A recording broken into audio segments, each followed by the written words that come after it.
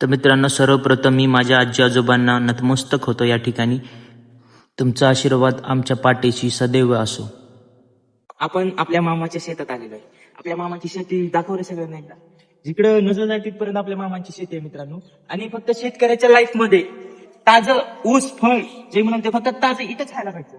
याच मला ऊस खाऊ घालतो. कोणतं काढायचं याच्या मधला ऊस भारी.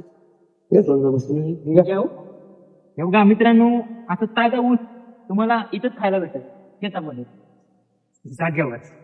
कसा आहे ऊस? हा मित्रांनो, आपल्याला जायचे आर्चीची विहीर पाहिलीच होतो मी पवाईसाठी.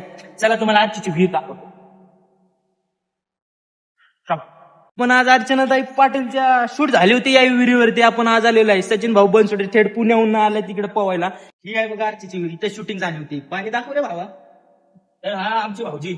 आता भाऊजी पावणार इकडं. भाऊजी एक उडी मारली की आपण दुसरी उडी मारणार.